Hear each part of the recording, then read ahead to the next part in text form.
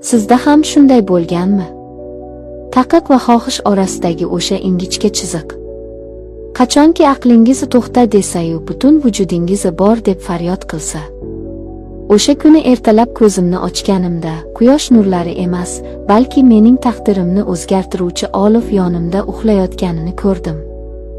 Zarina.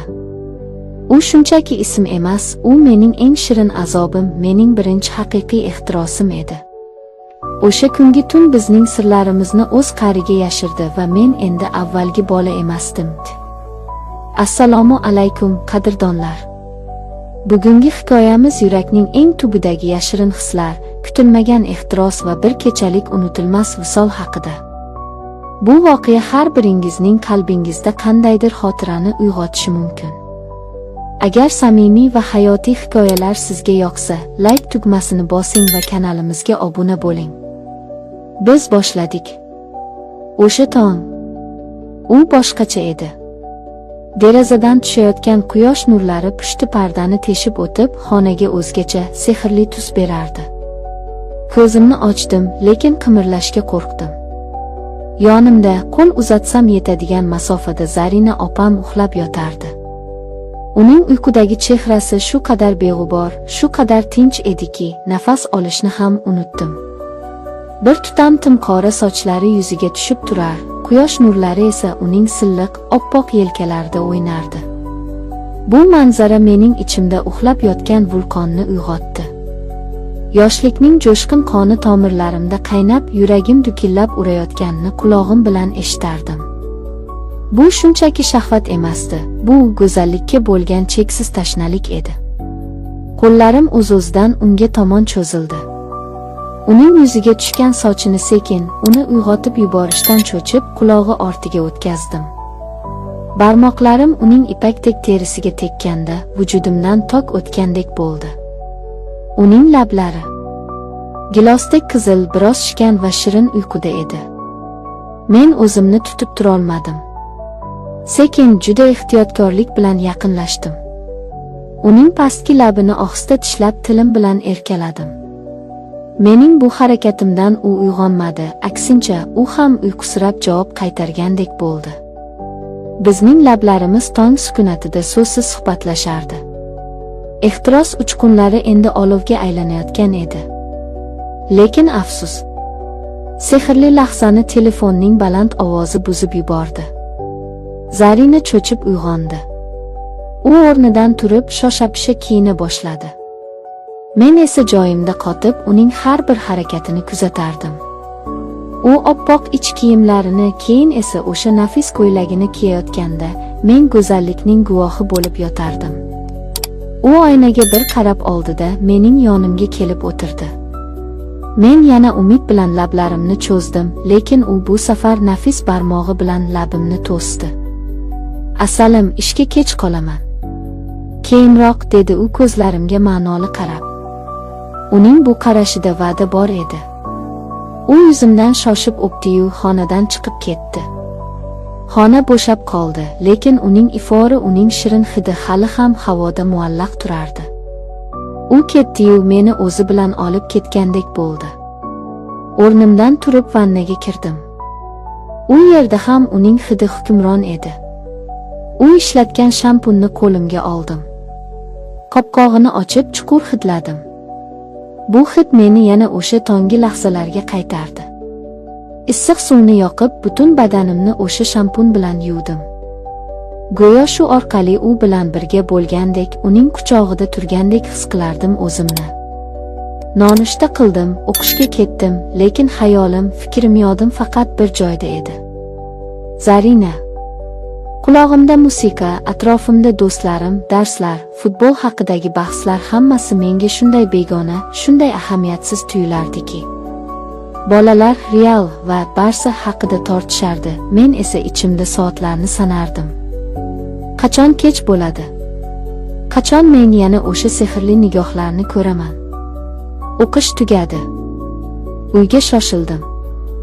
Yo'ldan uning eng yaxshi ko'rgan plitka shokoladdan oldim. Uyga kelib telefonga qaradim. Dadamdan sims kelgan ekan. O'g'lim, biz onang bilan buvingnikiga ketdik, kech kelamiz. Ehtiyot bo'linglar. Bu xabar, bu taqdirning menga bergan eng katta sovg'asi edi. Uy bo'sh. Faqat men va u kecha bizniki bo'ladi. Yuragim ko'krak qafasimni yorib chiqayozdi. Tezda dush qabul qildim, eng yaxshi kiyimlarimni kiydim, uyni tartibga keltirdim. Hammasi mukammal bo'lishi kerak edi. Kutdim. Vaqt toshbaqa kabi sekin o'tardi. Unga qo'ng'iroq qildim. Asalim, uzr, ishim ko'payib ketdi, biroz kechroq boraman, dedi u telefonda. Ovozi charchagan, lekin mehribon edi. Kuta-kuta ko'zim ilinibdi. Tushimda ham uni ko'rdim. Eshik qulfining ochilgan ovozidan sapchib uyg'ondim. Keldi. Yugurib chiqdim. U dahlizda turardi. Meni ko'rib charchoq aralash jilmaydi. Yaxshi o'tiribsanmi, dedi va vannaga kirib ketdi. Vannadan suv ovozi kelardi. Men esa eshik ortida xuddi sodiq soqchi kabi nafasimni ichimga yutib kutardim. Har bir daqiqa asrga tatigulik edi.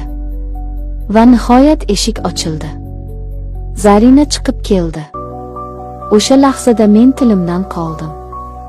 Uning egnida tizzasidan biroz yuqorida turuvchi qizil ipak ko'ylak bor edi. Bu rang unga shunday yarashgandiki, u xuddi yonib turgan olovga o'xshardi. Nam sochlari yelkasiga yoyilgan, yuzidan taralayotgan issiq hovur meni mast qilardi.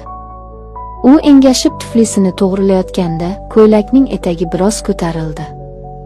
Oppoq sonlari, nafis oyoqlari. Tomog'im qurib qoldi. O'zimni tutib turolmadim. Eshikni qulfladimda, yugurib borib uni ortidan mahkam quchoqladim. Sizni sog'indim, deb pichirladim bo'yniga yuzimni bosib. Uning badani qaynoq edi. Men uni dast ko'tarib xonaga olib kirdim. Uni divanga yotqizganimda, u menga qarab jilmayib turardi. Ko'zlarida qo'rquv yo'q, faqat sho'xlik va mayinlik bor edi. Men uning lablariga yopishdim. Bu safar tongidagi sekin emas, balki chanqoq, ehtirosli bo'lsa edi. U ham sochlarimni silab menga javob qaytardi. Lekin men shoshqaloqlik qildim. Qo'llarim uning nozik tanasi bo'ylab sayr qilib, nazoratni yo'qota boshlaganimda, u kutilmaganda meni to'xtatdi. Bir harakat bilan meni o'zidan itarib, divandan tushirib yubordi. Men polda hayron bo'lib unga qarab qoldim. Nega? Zarina o'rnidan turdi, sochlarini orqaga tashladi. Uning nigohida o'ynoqi g'azab bor edi. Nima bu, dedi u soxta jiddiylik bilan. Shoshqaloqlik qilma, yigitcha. Men o'rnimdan turib unga yaqinlashdim. Men shunchaki. U kulib yubordi. Meni devorga qisdi. Uning bu harakati meni butunlay o'ziga rom etdi. U endi oddiy qiz emas, haqiqiy malika, vaziyatning egasi edi. U menga yaqinlashdi. Burnini burnimga tekkizdi. Ko'zlarimga tikilib, shoshilma, dedi u pichirlab. Ehtiros, bu san'at. O'zingni emas, meni ham o'yla, asalim. Bu so'zlar mening aqlimni oldi. U sekin lablarimdan o'pdi. Avval yuqori labimdan, keyin pastkidan. Uning tili lablarimda o'ynardi. Men erib ketayotgan shamdek edim. Mana bunaqa bo'ladi, dedi u va orqasini o'girib ko'ylagining zanjirini ochishimni kutdi. Qo'llarim qaltirab uning ko'ylagini yechdim. Ko'ylak silliqqina pastga tushdi. Qarshimda u oppoq ich kiyimda turardi. U go'zallik ma'budasi edi. Biz bir-birimizga termulib qoldik. U meni divanga tortdi. Endi hech qanday to'siq, hech qanday shoshqaloqlik yo'q edi. Faqat bizning hislarimiz. Biz bir-birimizni kashf qildik. Har bir teginish, har bir o'pich minglab so'zlardan ustun edi.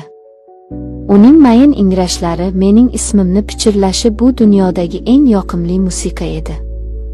Biz tun bo'yi birga bo'ldik. Tashqarida oy bizga guvoh bo'ldi. Men o'sha kecha tushundimki, haqiqiy yaqinlik bu shunchaki jismoniy harakat emas, bu ikki qalbning, ikki vujudning bir butunga aylanishi ekan. O'sha kechagi ehtiros, mehr va muhabbat mening xotiramda bir umrga muhrlanib qoldi. Tong otganda biz yana bir-birimizning quchog'imizda edik. Quyosh nurlari xonaga yugurib kirganda men Zarinaning yuziga qaradim. U baxtli edi. Men ham. Bu tun bizning sirimiz bo'lib qoldi. Hech kim bilmaydigan, faqat ikkimizga tegishli shirin xotira. Azizlar, muhabbat va ehtiros bu inson hayotining eng go'zal bezagi. Ba'zan biz kutmagan insonlar, kutilmagan lahzalar bizga haqiqiy baxtni his qildiradi. O'z hislaringizdan qo'rqmang, ularni qadrlang. Agar hikoyam sizga manzur bo'lgan bo'lsa, o'z fikrlaringizni izohlarda yozib qoldiring. Kanalimizga obuna bo'ling, hali oldinda bundanda qiziqarli va hayajonli voqealar sizni kutmoqda.